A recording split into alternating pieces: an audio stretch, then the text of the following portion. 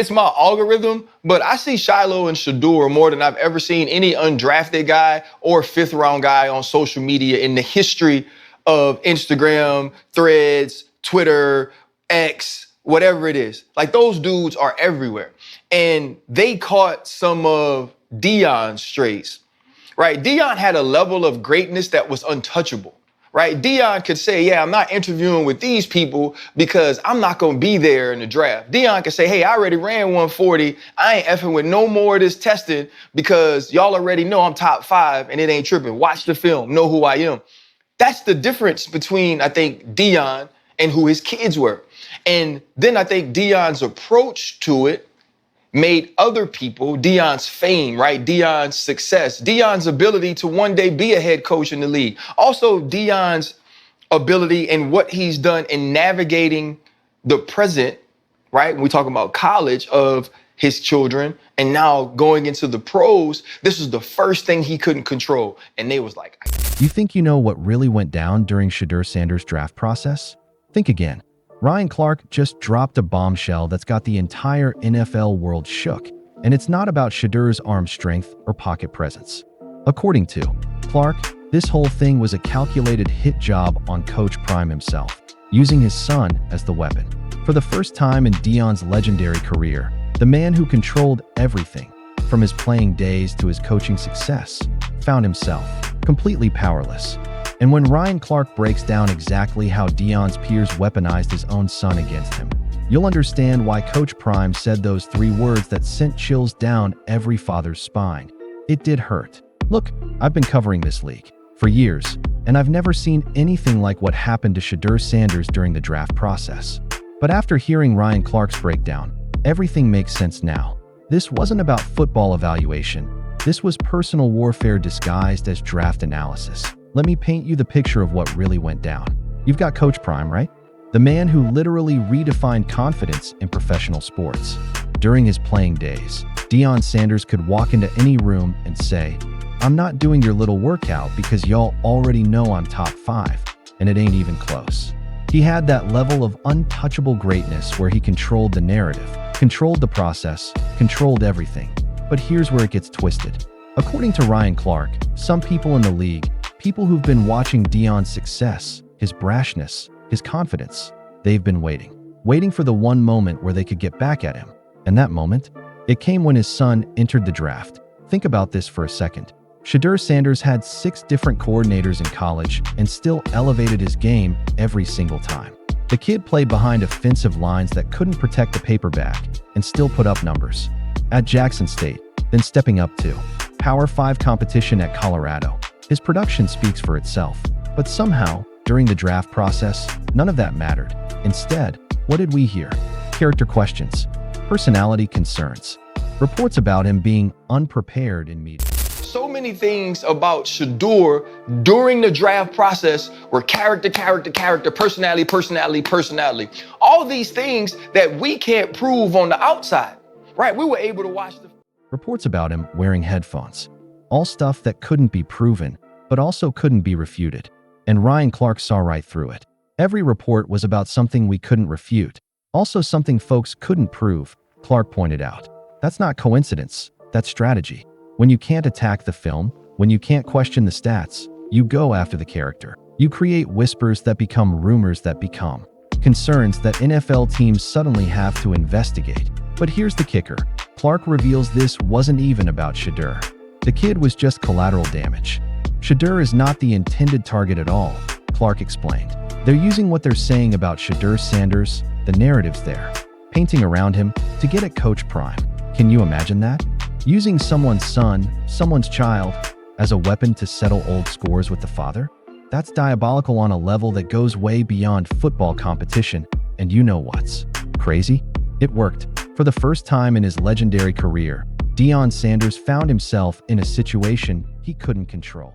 How does that make you feel when you see your colleagues or your peers going in on you, man? Like, how does that make you feel? No idea, man. You have no idea. They've always been in front of the camera, so they know how to navigate. They know how to handle themselves. Yeah. And you're not gonna catch them in no foolery and no mess. You're not. When you sit up there and say something like, he went in a meeting unprepared, like, dude, Shedeur Sanders, who's had 6 different coordinators, who has still functioned and went up, leveled up every time we brought somebody new in, and you're gonna tell me situation. You're gonna tell me he had on headphones. So you a dog, your kid's a dog, and dogs gonna always rise to the top. You know what I mean? That's what I believe. You know what I mean? Then we're talking about it did hurt. The Bible says God uses the foolish things to confound the wise. So it was some foolish stuff that went on, but you know what? That gave them something that they needed. This is a man who dictated terms to NFL teams during his playing days. A man who built a coaching empire and controlled every narrative around his programs. But when it came to protecting his son from character assassination, he was powerless. Ryan Clark broke it down perfectly. This is the first thing he couldn't control, and they was like, I got you now. After decades of Deion being untouchable, his peers finally found their opening. And they took it. The most heartbreaking part. Coach Prime knew exactly what was happening. In that emotional interview, you could hear the pain in his voice when he said, it did hurt. This wasn't about draft position or money. This was about a father watching his son get dragged through the mud for sins he didn't commit. I can't see that. I can't see the next level, Deion said, referring to the rumors and narratives being created. A couple people who may have taken shots at my kids, they were afraid that I would go. That's where the shots came from. Think about that admission. Coach Prime basically confirmed that some people in the league were so threatened by the possibility of him coaching in the NFL that they went after his children preemptively. That's not competition, that's fear. And here's what really gets me fired up about this whole situation. Ryan Clark pointed out that Chris Carter was probably the one that hurt Coach Prime the most. Why? Because Carter was supposed to be a peer, someone from his era who understood the game and the grind. Instead, Carter was out there throwing shade at Shedeur, adding fuel to the character assassination campaign. Meanwhile, you had Michael Irvin and Keyshawn Johnson, other legends from that era, defending Shedeur and speaking favorably about him. The difference? Those guys weren't threatened by Deion's success or potential NFL future. But let's talk about what this whole sabotage campaign actually accomplished, because Ryan Clark made another brilliant observation. Maybe it's my algorithm, but I see Shiloh and Shedeur more than I've ever seen any undrafted guy or fifth-round guy on social media in the history of Instagram, Threads, Twitter, X, whatever it is. You know what that means. The hate campaign backfired spectacularly. By trying to tear down Shedeur, they actually made him more famous, more visible, more talked about than any fifth-round pick in recent memory. The kid's got more social media presence than some first-round quarterbacks. And now he's in Cleveland with a real opportunity. Joe Flacco isn't the future. Kenny Pickett isn't the answer. It's going to come down to Dillon Gabriel and Shedeur Sanders for that quarterback competition. And after everything Shedeur went through during the draft process, dealing with character attacks while playing behind terrible offensive lines, you think a training camp competition is going to intimidate him? Here's what the sabotage campaign missed. They created a monster. Every slight, every character question, every concern about his personality just added fuel to his fire. And now he's got something to prove to every single person who tried to tear him down. Ryan Clark nailed it when he talked about Deion's hurt coming from always being able to take care of his kids as a father and having a little bit of a feeling that some of this is because of me and I can't take it away from them. That's the most human moment we've ever seen from Coach Prime, admitting that his success might have painted a target on his son's back. But you know what? That same DNA, that made Deion great. That same confidence and swagger that threatened his peers so much, Shedeur's got all of that too. The difference is now he's got an extra chip on his shoulder, courtesy of everyone who tried to sabotage his draft stock. The kid went through 6 different coordinators and still performed. He elevated his game every time the competition level increased. He processed the game faster than quarterbacks who had all the time in the world behind elite offensive lines.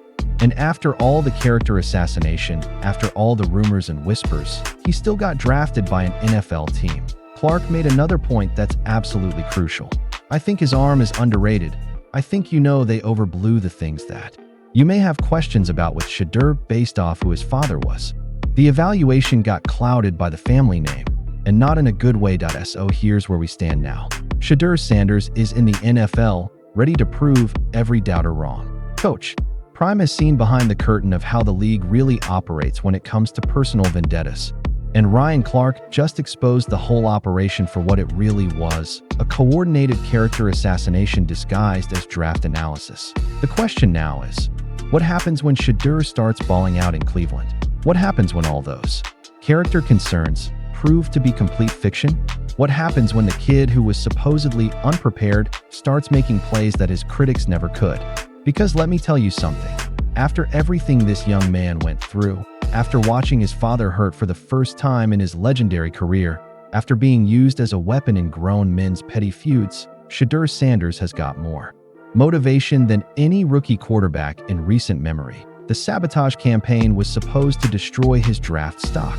Instead, it created a revenge story that's about to play out on NFL Sundays.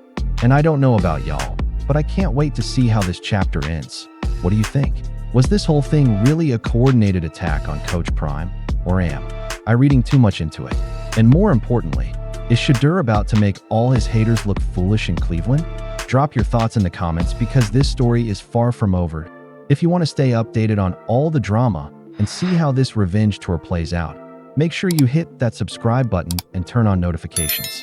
Trust me, you don't want to miss what happens next in this saga.